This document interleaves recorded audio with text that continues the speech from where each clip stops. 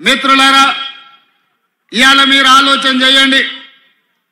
ఆనాడు 2009లో కరీంనగర్ ప్రజలు తిరస్కరించి కరీంనగర్ ప్రజలు బండకేసి కొడతామని కేసీఆర్ వెంటబడి తరుముతే అక్కడి నుంచి పారిపోయి పాలమూరు వలస వస్తే మీరందరూ మనమందరం ఆనాడు తెలంగాణ ఉద్యమంలో తెలంగాణ రాష్ట్రం రావాలి, ఆ రాష్ట్రాన్ని సాధించాలంటే పాలమూరు నుంచి కేసీఆర్ను పార్లమెంటుకు పంపించాలి అని ఆలోచన చేసి పార్టీలకు జెండాలకు ఎజెండాలకు అతీతంగా ఆనాడు పెద్దలు విఠలరావు గారిని కాదని కూడా చాలా మంది చంద్రశేఖరరావు ఈ పాలమూరు నుంచి పార్లమెంటుకు పంపించారు. నేను ఇవాళ అడుగుతున్నా, ఈ పాలమూరు జిల్లా కష్టకాలంలో ఉన్న నిన్ను పాలమూరులో ఊరు లేకపోయినా పార్లమెంటులో నోరు లేకపోయినా నిన్ను పార్లమెంటు సభ్యుడిగా గెలిపించి పంపిస్తే తెలంగాణ రాష్ట్రం వచ్చింది, వచ్చిన రాష్ట్రంలో మా పాలమూరుకు ఇచ్చిందేంది, నువ్వు తెచ్చిందేంది అని నేను ఈరోజు చంద్రశేఖరరావుని అడుగుతున్నా. చంద్రశేఖరరావు గారు నేను అడుగుతున్నా, ఉమ్మడి రాష్ట్రంలో సమైక్య పాలనలో 60 సంవత్సరాలు ఆంధ్ర వాళ్ళు చెరబట్టి పడావు పెట్టిన పాలమూరు రంగారెడ్డి ఎత్తిపోతలు కానీ, కల్వకుర్తి లిఫ్ట్ ఇరిగేషన్ కానీ, కోయిల్ సాగర్ భీమా నెట్టెంపాడు ఏదైనా ప్రాజెక్టులు 10 ఏళ్లలో పూర్తి చేసినవా? ఏదైనా పరిశ్రమలు మా పాలమూరుకు తీసుకొచ్చినవా? అంతెందుకు ఆనాడు కాంగ్రెస్ పార్టీ అధికారంలో ఉన్నప్పుడు పాలమూరు యూనివర్సిటీ మంజూరు చేసి ఈ ప్రాంతంలో ఉన్న తండాలు దళిత వాడల్లో ఉన్న పేదల బిడ్డలు బలైన వర్గాల బిడ్డలు చదువుకోవాలి, డాక్టర్లు లాయర్లు ఇంజనీర్లు కావాలి, ఐఏఎస్లు ఐపీఎస్లు అయి రాజ్యం ఏలాలి అని ఆనాడు కాంగ్రెస్ పార్టీ పాలమూరు యూనివర్సిటీ ఇస్తే అక్కడ చదువులు చెప్పే పంతుల పదవులు 150 ఉంటే 10 ఏళ్ళు 130 ఖాళీలు పెట్టిండు. యూనివర్సిటీ పేరు మీద పంతులు లేకపోతే పిల్లలు చదువుకునేది ఎట్లా అని చెప్పి నేను చంద్రశేఖరరావును ప్రశ్నిస్తున్నా. మా ప్రాజెక్టులు గట్టలే, కృష్ణానది మా పక్కనే పారుతున్నా, మా జూరాల ప్రాజెక్టు పూర్తి చేయకుండా మా పాలమూరు రంగారెడ్డి ఎత్తిపోతల పథకాన్ని పూర్తి చేయకుండా ఇవాళ మా రైతులు వలసలు పోతుంటే నువ్వు ఆనందంతో నీ రాజ్యం నడుపుకున్నావు తప్ప మాకేమన్నా ఇచ్చినవా?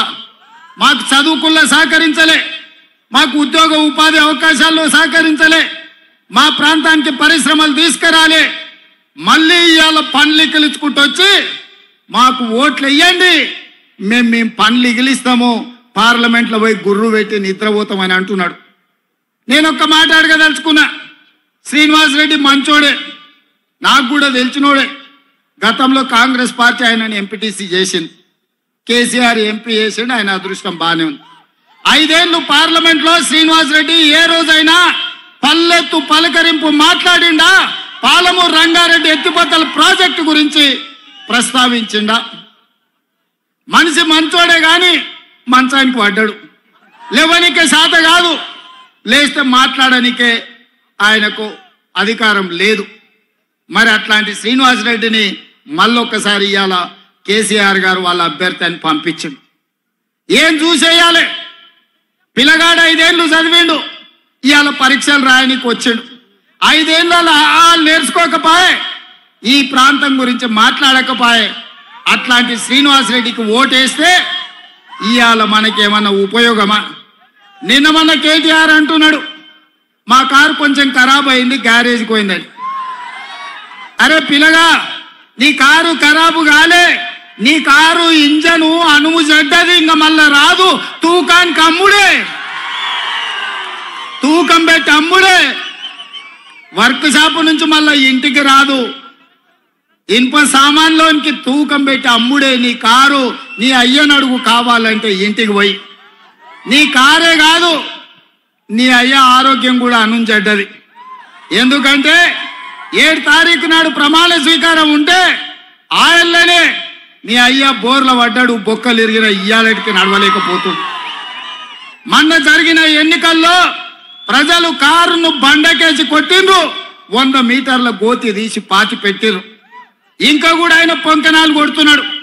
నిన్నటికి నిన్న మాట్లాడుతుండు, ఈ పొంకనాలు ఆయన ఏం మాట్లాడిన ఆయన పిట్టల ద్వారా నాతో 20 మంది ఎమ్మెల్యేలు టచ్లో ఉండరు, సిట్కే కొడుతూ వస్తారని.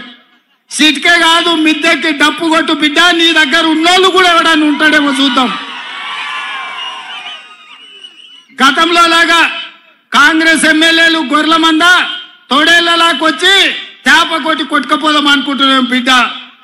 ఈడ కాపలా ఉన్నది రేవంత్ రెడ్డి, నువ్వు ప్రయత్నం చేసి చూడు.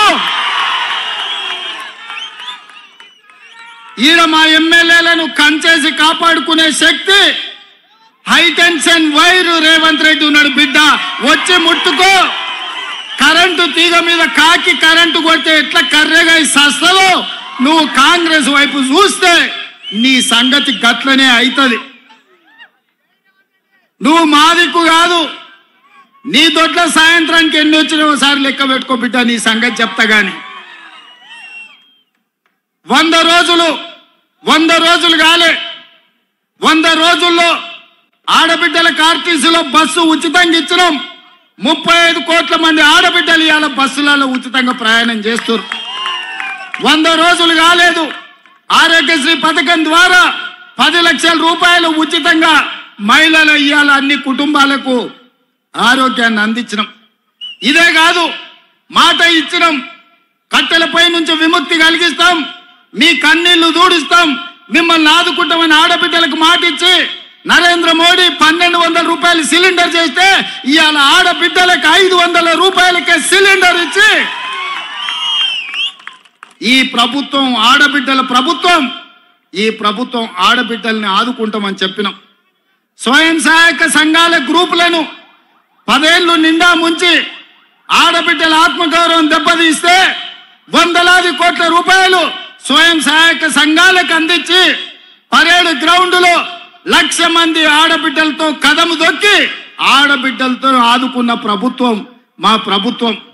ఇదే కాదు, 3 నెలల్లో నీళ్లు నిధులు నియామకాల పేరు మీద తెలంగాణ ఉద్యమం వచ్చి 1,200 మంది తెలంగాణ బిడ్డల ఆత్మ బలిదానాలు చేసుకుంటూ వచ్చిన రాష్ట్రంలో నువ్వు ఉద్యోగ నియామకాలు చేపట్టకపోతే ఇందిరమ్మ రాజ్యం ప్రజాపాలన వచ్చిన ఎంబడే 3 నెలల్లో 30,000 మంది నిరుద్యోగ యువకులకు ప్రభుత్వంలో ఉద్యోగాలు ఇచ్చి ఆ నిరుద్యోగ యువకులల్లా ముఖ్యంగా ఆడబిడ్డల కళ్ళల్లో ఆనందం చూసి మేము కడుపుకు నింపుకున్నాం.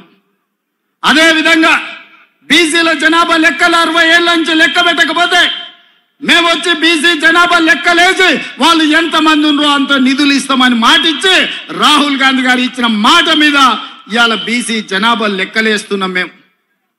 ఈ రకంగా ఈ జిల్లాలో ఇంతకుముందు మిత్రుడు వంశీచంద్రెడ్డి చెప్పినట్టు మక్తల్ నారాయణపేట కొడంగల్ ఎత్తిపోతల పథకమే కాదు, medical college, engineering college, veterinary college, nursing college, degree college, మహిళా డిగ్రీ కాలేజీలు, జూనియర్ కాలేజీలు, లా కాలేజీలు మన జిల్లాకి ఇచ్చి మన జిల్లాల పేదలు చదువుకోవడానికి అన్ని విద్యా ఉపాధి అవకాశాలు కల్పించడానికి వాళ్ళు నిర్ణయం తీసుకున్నారు. 100 రోజుల్లో 10,000 కోట్ల రూపాయలు ఈ పాలమూరుకు మంజూరు చేసి పాలమూరు రంగారెడ్డి ఎత్తిపోతల పథకానికి 45 టీఎంసీల నీళ్ల కేటాయింపే కాదు 30,000 కోట్ల రూపాయలు కేంద్ర ప్రభుత్వం నుంచి రాబట్టడానికి కేంద్ర ప్రభుత్వాన్ని ఒత్తిడి చేసి ఇవాళ పార్లమెంట్లో మేము కొట్లాడుతున్నాం. ఇన్ని పనులు ఈ పాలమూరు జిల్లా కోసం మేం చేస్తుంటే ఇవాళ ఈ పాలమూరులో కాంగ్రెస్ను ఓడగొట్టాలి అని చెప్పి గద్వాల గడీల నుంచి దొర్సాని బయలుదేరింది. నేను ఒక్క మాట అడగదలుచుకున్నా మిత్రులారా, నేను ఒక్క మాట చెప్పదలుచుకున్నా. గద్వాల గడీల దొరలకైనా గజ్వేల్లో ఫామ్ హౌస్ దొరలకైనా మీ ఫామ్ హౌస్ల ముందల మీ గడీల ముందల బానిసలుగా మేము బతకదలుచుకోలేదు. మీ కాళ్ళ కింద చెప్పులమో మీ నెత్తి మీద గొడుగో లేకపోతే నీ చేతిలో సురకత్తాయి మా అన్నదమ్ములని మేము పొడుచుకోదలుచుకోలేదు.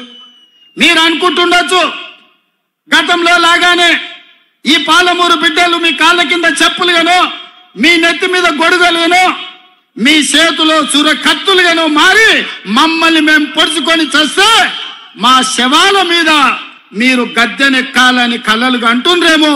మీ జాతకం, మీ రంగు, మీ నీతి, మీ జాతి మేము గుర్తించడం మిమ్మల్ని పండబెట్టి తొక్కి పార్లమెంట్ కాంగ్రెస్ పార్టీ అభ్యర్థిని పంపించే బాధ్యత మా కాంగ్రెస్ పార్టీ కార్యకర్తలు తీసుకుంటారు.